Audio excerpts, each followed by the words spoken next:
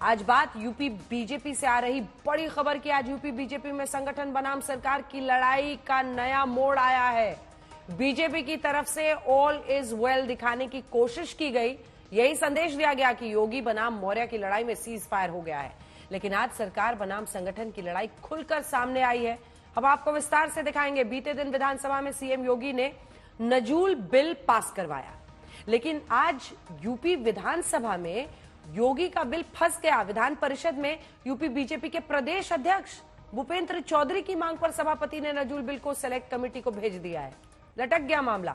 सरल शब्दों में समझे तो सरकार बनाम संगठन की जंग अब विधानमंडल तक पहुंच गई है। विधानसभा में पास हुआ बिल विधान परिषद में लटक जाना, वो भी खुद यूपी बीजेपी के टॉप लीडर के कहने पर, यही बताता है कि यूपी बीजेपी में सब कुछ ठीक नहीं है।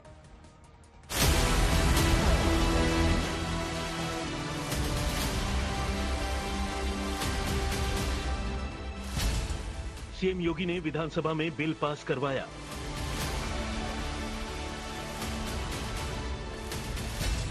विधान परिषद में सीएम योगी का बिल फंस गया।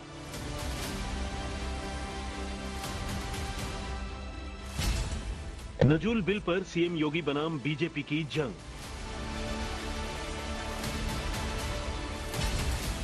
भूपेंद्र चौधरी की मांग पर फंसा योगी का बिल। यूपी बीजेपी की लड़ाई अब सतह पर आ गई। उत्तर प्रदेश नजूल संपत्ति विधेयक बीते दिन योगी सरकार ने विधानसभा में भारी हंगामे के बीच आखिरकार पास करवाया। लेकिन आज विधान परिषद में नजूल विधेयक का फंस जाना सीएम योगी आदित्यनाथ के लिए एक बड़ा झटका माना जा रहा है, क्योंकि विधान परिषद में बीजेपी का बहुमत है, लेकिन नजूल बिल को प्रवर समिति को भेज दिया गया। यानी पहली बार बीजेपी के अंदर खाने संगठन बनाम सरकार की लड़ाई खुल्लम खुल्ला सामने आ गई। 2017 के बाद ये कोई पहला बिल है जिसमें बीजेपी दो खेमे में पूरी तरह बटी हुई नजर आई। मतलब ये कि यूपी बीजेपी में सीज फायर नहीं हुआ है। मतलब ये कि यूपी बीजेपी में कुर्सी की लड़ाई जारी है। मतलब ये कि सीएम योगी पर दो गुट में पार्टी बंट गई है। मतलब ये कि बिल फंसा नहीं है बल्कि लटकाया गया है। मतलब ये कि सरकार बनाम संगठन की जंग जारी है। मतलब ये कि विधान परिषद में सीएम योगी की नहीं चली। ये तस्वीरें आपको याद होंगी। कुछ दिन पहले डिप्टी सीएम केशव मौर्य दिल्ली आए थे। उसके बाद सीएम योगी भी दिल्ली दरबार में पहुंचे। खबर यही बाहर आई कि सीएम योगी और डिप्टी सीएम मौर्य के बीच कोई मतभेद और मनभेद नहीं है। मतलब सीज फायर हो गया। संदेश देने के लिए दोनों पहले एक मंच पर दिखे, कैबिनेट की मीटिंग में साथ आए, लेकिन आज विधानसभा में नजूल बिल जैसे ही फंसा, डैमेज कंट्रोल की सारी कोशिशें फेल हो गई। हुआ यूं कि विधानसभा में नजूल बिल पास हुआ। हालांकि बिल का बीजेपी के कई विधायकों ने विरोध किया। सिद्धार्थ नाथ सिंह ने नजूल बिल के खिलाफ आवाज उठाई। अंदर खाने कई विधायक भी नजूल बिल के साथ नहीं थे। विधानसभा के बाद जब विधान परिषद में नजूल बिल पहुंचा, एमएलसी भूपेंद्र चौधरी ने प्रवर समिति को भेजने का अनुरोध किया। सभापति ने विधेयक प्रवर समिति को भेजने की मांग मान ली। यानी नजूल बिल जमीन विधेयक विधान परिषद में फंस गया। विषयों पे जो संशोधन एक प्रकार से या रूल्स के अंदर चेंजेस जो मांगे वो मैंने ही मांगे हैं। सत्ता पक्ष की तरफ से कोई बोलने वाला पहला व्यक्ति कोई खड़ा हुआ वो मैं था। बड़ी बात यह है कि विधान परिषद में बीजेपी के नेता हैं डिप्टी सीएम केशव प्रसाद मौर्य। वही विधान परिषद के ही सदस्य हैं बीजेपी के प्रदेश अध्यक्ष भूपेंद्र चौधरी। ऐसे में विधान परिषद में नजूल बिल के लटक जाने को संगठन बनाम सरकार की लड़ाई से जोड़कर देखा जा रहा है, क्योंकि आज ही सीएम योगी ने विधानसभा में एक बड़ा दावा किया। ये लड़ाई हमारी सामान्य लड़ाई नहीं है, ये प्रतिष्ठा की लड़ाई भी नहीं है। मुझे प्रतिष्ठा प्राप्त करनी होती तो मुझसे से ज्यादा प्रतिष्ठा अपने मठ में मिल जाती है। कोई आवश्यकता नहीं मेरे लिए। अगर सीएम योगी के बयान की टाइमिंग को देखें तो मुमकिन है कि योगी ने दो बड़े संदेश देने की कोशिश की। पहला ये कि वो किसी के इशारे पर काम नहीं करेंगे। दूसरा ये कि सीएम की कुर्सी से बड़ी प्रतिष्ठा उनके पास है, यानी उनका मठ। क्या योगी ने इशारे इशारे में केशव मौर्य को जवाब दे दिया है? वहीं दूसरी तरफ विपक्ष की तरफ से लगातार यही दावा किया जा रहा है कि बीजेपी में सब कुछ ठीक नहीं है।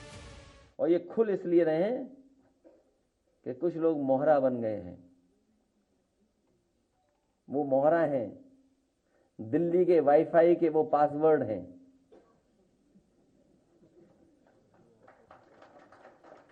ये नई तरह की टेक्नोलॉजी, तो टेक्नोलॉजी के हिसाब से बोलना पड़ रहा है। आप समझ गए होंगे कौन मोहरा है। सुनने में आया कि मौर्य जी मोहरा हैं, दिल्ली के वाईफाई के पासवर्ड हैं। तो क्या दूसरे खेमे ने विधान परिषद में नजूल बिल को फंसाकर सीधा संदेश सीएम योगी को दे दिया है? ये बड़ा सवाल है। अभिषेक हमारे सहयोगी इसी खबर पर हमारे साथ जुड़ रहे हैं। अभिषेक, अब तो मुझे लगता है कि 4 जून के बाद से ऐसी कई बुलेटिन्स और कई चर्चाएं आपके साथ हो गई हैं। कुछ समझाइए मामला कैसे फंस रहा है, क्योंकि शायद पहली बार हम एक बिल के मुद्दे पर मतलब सीधा देख रहे हैं कि एक कन्फ्रंटेशन होता है और बिल रुक जाता है उसकी वजह से। बिल्कुल अंजना, ये जो मतभेद शुरू हुए थे, संगठन सरकार से बड़ा है कार्य समिति के दिन दिल्ली तक पहुंचा और आज तो विधानमंडल दल में ये दिखाई दे दिया। सीधे सीधे कुछ घंटे पहले विधानसभा में ये पास होता है और विधान परिषद में इसे एक तरीके से ठंडे बस्ते में डाल दिया जाता है, क्योंकि प्रवर समिति में अगर कुछ भी भेजा जाता है तो 2 महीने के बाद उसकी अनुशंसा आएगी, उसके बाद ही कुछ होगा। तो ये एक परोक्ष तौर पर ठंडे बस्ते में भेजा गया एक बिल है। दरअसल जैसे ही ये बिल रखा गया उसके तुरंत बाद बीजेपी के भीतर भी बड़ी खलबली शुरू हो गई। बहुत सारे विधायकों ने इसका विरोध करना शुरू किया और कहा यह जाता है कि कई विधायकों ने इस बिल के पास होने के बाद भी मुख्यमंत्री योगी आदित्यनाथ से मुलाकात की है। देखिए, जो संकेत हैं वो तो साफ ये दिखा रहे हैं कि जिस तरीके से विधानसभा में पास हुआ, जहां मुख्यमंत्री योगी आदित्यनाथ मौजूद थे और जहां केशव मौर्य जब इसे पेश कर रहे थे उसी वक्त खड़े होकर के जो भूपेंद्र चौधरी हैं उन्होंने ये कहा कि इसे प्रवर समिति में भेज दिया जाए, और जो अध्यक्ष हैं, जो सभापति हैं, उन्होंने ये कहा कि पहले बिल पेश हो जाने दीजिए, उसके बाद बात करते हैं। जब पूरा बिल पेश हो गया तो उन्होंने कहा कि अब इसे प्रवर समिति में भेज दी जाए, क्योंकि इस पर सहमति अभी बनाना जरूरी है इसलिए। लेकिन एक बात बिल्कुल साफ हो गई अंजना कि कहीं ना कहीं जो वो खटपट है वो अब विधानमंडल दल में भी बिल के माध्यम से दिखाई दे रही है।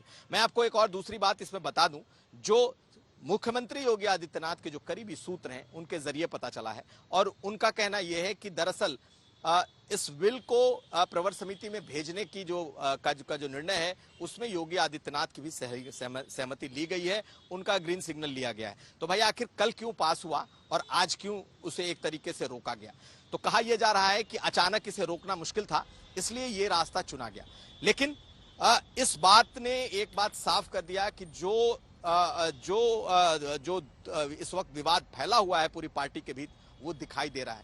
आखिर में इसे प्रवर समिति में भिजवाने वाले कौन हैं? वो हैं प्रदेश अध्यक्ष, और सब जानते हैं कि इस वक्त किस तरह की ट्यूनिंग चाहे प्रदेश अध्यक्ष हो चाहे दोनों डिप्टी सीएम हो उनकी मुख्यमंत्री से है। लेकिन मुख्यमंत्री की तरफ से आखिरी बात ये कही गई है उनके सोर्सेज की तरफ से कि इस बात का ग्रीन सिग्नल सीएम की तरफ से दिया गया है, इसे प्रवर समिति में भेजा जाए। अंजना, कुछ ना कुछ होता है, फिर उसको कवर अप भी किया जाता है, लेकिन 2 बातें तय दिख रही हैं कुमार अभिषेक। चलिए, अभी तो कुछ महीनों तक ये चर्चा चलती रहेगी। 2 बातें जो मेरी नजर में साफ स्पष्ट दिख रही हैं वो है कि 2024 के लोकसभा नतीजे जो उत्तर प्रदेश में आए हैं उसकी जवाबदेही तय होगी। 4 जून को जो यूपी का रिजल्ट आया उसकी जवाबदेही किसी न किसी स्तर पर तय होगी। और दूसरा, कल का अखिलेश यादव का इस पर चुटकुला फिक्स्ड है। बहुत धन्यवाद आपका हमारे साथ जुड़ने के लिए, इस चर्चा में शामिल होने के लिए। बहरहाल, ब्रिटिश राज में आंदोलन करने वाले हैं। अब हम इस बिल के बारे में आपको जरा बता रहे हैं, क्योंकि इस बिल में क्या कुछ है आप समझिए। ब्रिटिश राज में आंदोलन करने वालों की जमीनों को जब्त कर लिया गया था। अंग्रेज हुकूमत जमीनों को अपने कब्जे में ले लिया करती थी। आजादी के बाद जब्त की गई वही भूमि नजूल कही जाने लगी। ये नजूल बिल क्या है हम आपको समझा रहे हैं। आजादी के बाद नजूल जमीन पर सरकार का कब्जा हो गया। राज्य सरकारें नजूल जमीन को लीज पर देने लगी।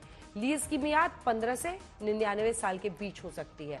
पूरे देश में ऐसी नजूल भूमि है और इसी को लेकर यह बिल लाया जा रहा था, जिसमें अब बात अटक गई है। वो चला गया है विधानसभा की ही कमेटी की तरफ।